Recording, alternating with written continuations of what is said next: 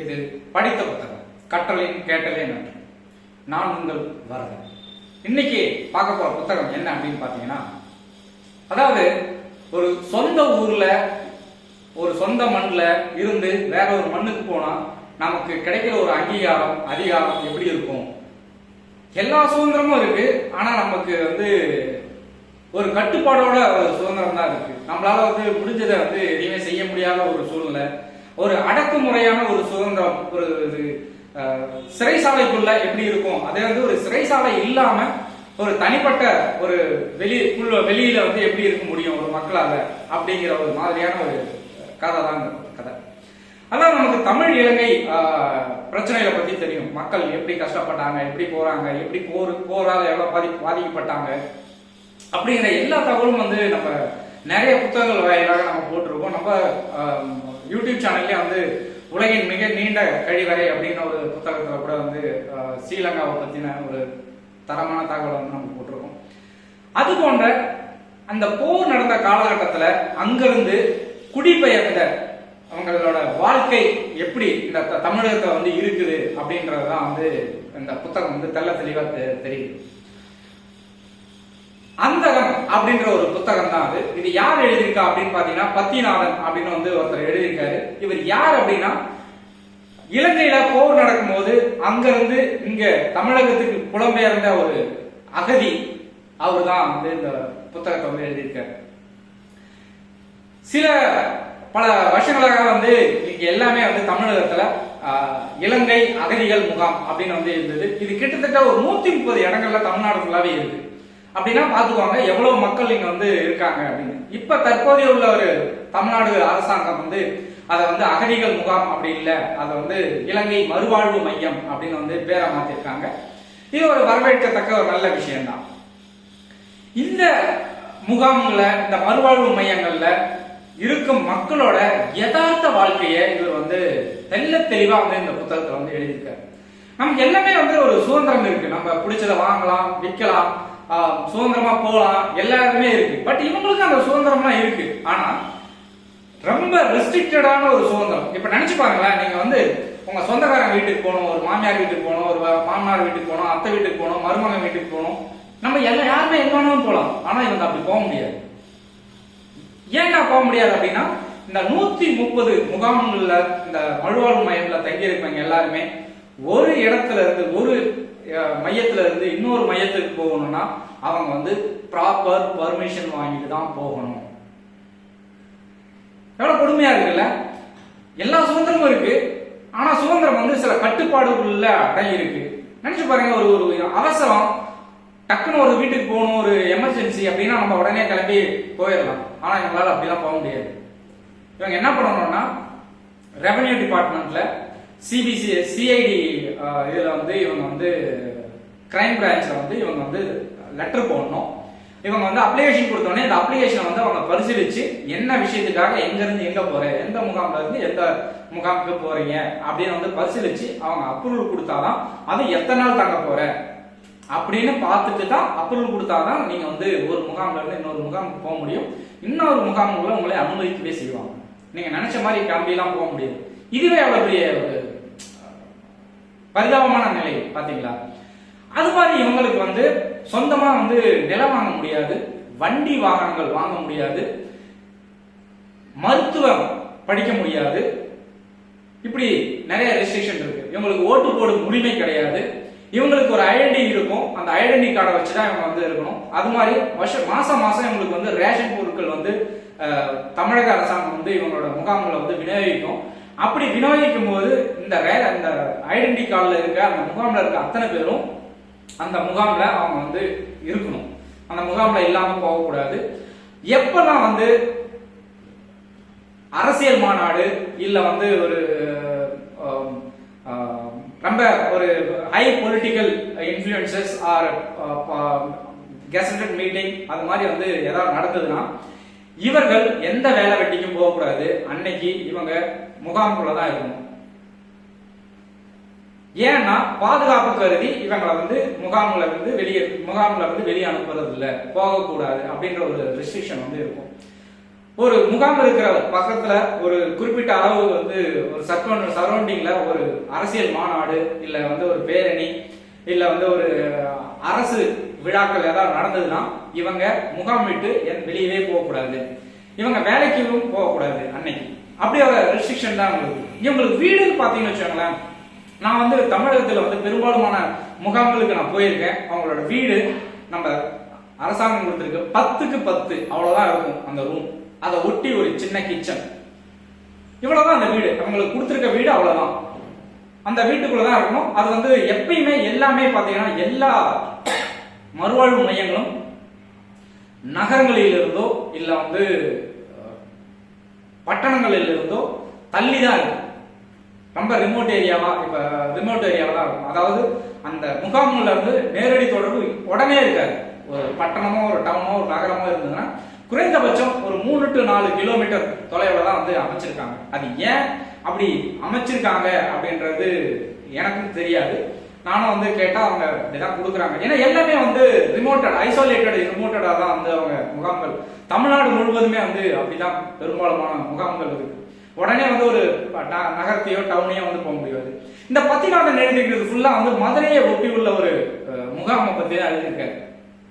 அந்த பசங்க வந்து ஒரு பெருசாலாம் படிக்க மாட்டாங்க. ஏன்னா ஒரு 12வது முடிச்சோடனே வந்து பையனா இருந்தா என்ன பண்ணுவாங்கன்னா அவங்க பொருளாதார சூழ்நிலை காரணமாக என்ன பண்ணுவாங்க, இந்த பெயிண்ட் அடிக்கிற வேலைக்கு, ஏதாவது ஒரு வேலைக்கு, மூட்டை தூக்குற வேலைக்கு, இந்த மாதிரி பசங்க வந்து போக ஆரம்பிச்சிருவாங்க.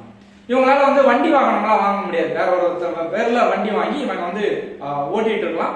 பட் இவங்க பேர்ல வந்து எந்த ஒரு பைக்கோ காரோ எந்த ஒரு லாரி டெம்போ எந்த மாதிரி ஒரு விஷயம் வாங்க முடியாது. இன்னொன்னு இவங்க வந்து நிலங்கள் இவங்க பேர்ல வந்து பத்திரப்பதிவு பண்ண முடியாது. அது மாதிரி இவங்க வந்து வெளிநாடு போக முடியாது. ஏன்னா இவங்களுக்கு வந்து பாஸ்போர்ட் கிடையாது, பாஸ்போர்ட் எடுக்க முடியாது. ஏன்னா இவங்க வந்து இலங்கையில இருந்து புலம்பெயர்ந்தவர்கள். இவர்களுக்கான விஷயம் இதெல்லாம் வந்து கட்டுப்பாடுகள் இருக்கு. இப்ப இது மாதிரி இவங்க கல்யாணம்னு பாத்தீங்கன்னா ஒரு முகாம்ல இருந்து இன்னொரு முகாம்ல இருக்கிறவங்கள வந்து கல்யாணம் பண்ணிப்பாங்க. அப்படி கல்யாணம் பண்ணிட்டா அந்த கல்யாணம் பண்றதுக்கு முன்னவே சொன்ன மாதிரி இவங்க வந்து எக்ஸைஸ்ல போயிட்டு இவங்க வந்து கிரைம் பிரான்ச்ல இது மாதிரி வந்து இந்த முகாம்ல இருந்து இந்த முகாமுக்கு நாங்க வந்து பொண்ணு பார்த்துருக்கோம், திருமணம் நடக்க போகுது அப்படின்னு எல்லாமே வந்து அரசாங்கத்துக்கு நீங்க வந்து தெளிவுபடுத்திட்டே இருக்கும். ஒரு பெண் வந்து இன்னைக்கு வந்து தலைப்பிரசவம் அம்மா வீட்டுல தான் பார்ப்பாங்க அப்படின்ற ஒரு ஐதீகம் நம்மகிட்ட இருக்கு. இப்ப அந்த மாதிரி தலைப்பிரசவத்துக்கு பொண்ணு வரானா, பொண்ணு வந்து இது மாதிரி தலைப்பிரசவத்துக்கு இங்க பிரசவம் பார்க்க இங்க வரா அப்படின்னு எழுதி கொடுத்து எவ்வளவு நாள் இருப்பா. அப்ப மாப்பிள்ள இப்ப பொண்ணு இங்க வரானா, மாப்பிள்ள வந்து குழந்தைய பொண்ணைய பார்க்க வராங்கன்னா டக்குன்னு இப்ப நம்மளாம் வந்து நம்ம கொண்டாடி பிள்ளைய பார்க்கணும், அப்பா அம்மா பார்க்கணும், உடனே கிளம்பி போகலாம். பட் அவங்க அப்படியெல்லாம் போக முடியாது. அவங்க போகணும்னா ப்ராப்பரா வந்து அவங்க கிட்ட பர்மிஷன் வாங்கி, நம்ம அரசு அதிகாரிகள்கிட்ட வந்து பர்மிஷன் வாங்கி, என்ன காரணத்துக்காக நான் போறேன், இத்தனை நாள் அந்த முகாம்ல நான் வந்து இருப்பேன் அப்படின்னு வந்து நீங்க வரும். அதுக்கு மேல எக்ஸ்ட்ரா வந்து நீங்க ஒரு நாள் 2 நாள் கூட இருக்க முடியாது. ஈவன் ஒரு நாள் கூட இருக்க முடியாது. ஏன் அப்படின்னா கட்டுப்பாடுகள் அப்படி. எப்படி எதுக்காக இந்த கட்டுப்பாடுகள்லாம் வந்து இப்படி வச்சிருக்காங்க? இன்னும் நிறைய இப்ப இருக்கிற பசங்களுக்கு நிறைய பேர் பாத்தீங்கன்னா அவங்களுக்கு வந்து பிறந்து வளர்ந்து கிட்டத்தட்ட 20, 25 வருஷம் 30 வருஷமான பசங்க இலங்கை அப்படின்ற ஒரு பேர் மட்டும் தான் தெரியும். ஆனா வந்து தமிழகத்துல தான் அவங்க பிறந்து வளர்ந்து கல்யாணம் முடிச்சு அவங்க குழந்தைக்கு கல்யாணம் பண்ற அளவுக்கு கூட இருக்காங்க. அவங்களுக்கு வந்து ஆனா அடையாளப்படுத்துறது இவர்கள் வந்து இலங்கையிலிருந்து வந்தவர்கள் அப்படின்ற ஒரு அடையாளம் தான் வந்து இருக்க முடியும். இப்ப இதுல வந்து அந்த இலங்கை தமிழர்கள் இருக்க பொண்ணை வந்து நம்ம தமிழ்நாட்டை சேர்ந்தவர்கள் யாராவது திருமணம் முடிச்சா அதுக்கு ஏகப்பட்ட சட்ட சிக்கல் இருக்கு. நீங்களும் அது மாதிரி வந்து கல்யாணம் பண்ணிக்க முடியாது. அதனால பெரும்பாலும் தமிழகத்தை சார்ந்தவர்களுக்கு அந்த பெண்ணை வந்து கல்யாணம் பண்ணி கொடுக்க மாட்டாங்க. அவங்க சமூகம் இந்த அவங்க முகாமுக்குள்ள இந்த முகாம்ல இருந்து அந்த முகாம், இதுக்கு எல்லாத்துக்கும் ஒரு ஹெட் குவார்டர்ஸ் அப்படின்னு ஒண்ணு இருக்கும் அப்படின்னு நினைச்சீங்கன்னா, ஆமா, மண்டபம். நம்ம ராமேஸ்வரத்துல இருக்கிற மண்டபம் அப்படிங்கிற இடம் தான் வந்து இந்த அகதிகள் சொல்லக்கூடாது, இலங்கையில இருந்து புலம்பெயர்ந்தவர்கள் அவங்களுக்கான ஹெட் குவார்டர்ஸ் அங்கதான். அவங்க இங்க இருக்கிறவங்களோட தமிழ்நாட்டில் இருக்கிறவங்களோட எல்லாரோட அடிப்பட்ட ரெக்கார்ட்ஸ், எல்லா ரெக்கார்ட்ஸுமே அங்க வந்து பதிவு செய்யப்படும். நீங்க அங்க பதிவு செஞ்சுதான் வந்து போக முடியும், வர முடியும். இப்போ வந்து உங்களுக்கு வந்து புதுசா வந்து ஒரு மையத்துல இருந்து இன்னொரு மையத்துக்கு நீங்க வந்து மைக்ரேட் ஆவீங்க அப்படின்னா நீங்க ஆசிட்டிஸ் அப்படியே வந்து நான் இங்க அந்த இதுல இருந்து அங்க மாறிக்கிறேன் அப்படின்லாம் வர முடியாது. நீங்க அந்த மண்டபத்துக்கு போயிட்டு அந்த மையத்துல நான் இந்த மாதிரி காரணத்துகளுக்காக குழந்தைய பார்த்துக்கிறதுக்கோ இல்ல வந்து அம்மாவை பார்த்துக்கிறதுக்கோ மகளை பார்க்கறதுக்கோ மருமகளை பார்க்கறதுக்கோ அப்படின்ற நீங்க ப்ராப்பர் எவிடன்ஸ் டாக்குமெண்ட் சப்மிட் பண்ணி அதுக்கப்புறம் அவங்க வந்து அப்ரூவல் கொடுக்கணும். அவங்க அப்ரூவல் கொடுத்ததுக்கு அப்புறம் தான் நீங்க ஒரு மையத்துல இருந்து இன்னொரு மையத்துக்கு நீங்க மைக்ரேட் ஆக முடியும். ஸோ இந்த மாதிரி ஒரு சட்டத்திட்டங்களா இருக்கு. இதுக்குள்ளேயே வந்து பாத்தீங்கன்னா இவங்களுக்குள்ளேயே நடக்கிற ஒரு போராட்டங்கள், இல்லாமை, அதாவது இவங்க எல்லாமே என்னன்னா இவங்க செய்யறது எல்லாமே வந்து கூலி தொழில் தான் செய்ய முடியும், வேற எந்த வேலையும் செய்ய முடியாது. ஒரு பக்கத்துல இருக்க நகரங்களுக்கோ இல்ல வந்து நீங்க அது மாதிரி வந்து ஒரு ஊர் விட்டு இன்னொரு ஊர்ல போய் நீங்க வேலை செய்யறீங்கன்னா அதுக்கும் நீங்க வந்து பர்மிஷன் வாங்கணும். நான் இந்த ஊர்ல இருந்து இப்ப நான் வந்து சென்னையில போய் நான் வேலை பார்க்க போறேன், இவ்வளவு நாள் நான் வேலை பார்ப்பேன், இப்பதான் நான் உள்ள வருவேன் அப்படின்னு வந்து நீங்க அதுக்கும் பர்மிஷன் ஆகும். இதெல்லாம் வந்து ரொம்ப நினைச்சு பாருங்க, ஒரு நினைச்ச மாதிரி நம்ம ஒரு ஊருக்கு போறோம், ஒரு வேலைக்கு போறோம், எதுவுமே பண்ண முடியாது. இதனால இங்க இருக்கிற இந்த மையத்துல இருக்கிற பசங்க எல்லாருமே என்னன்னா அந்த மையத்தை விட்டு வெளியே போக முடியாது. வெளியூர்ல போய் வேலை செஞ்சாலும் ஏகப்பட்ட பிரச்சனைகள் இருக்கு.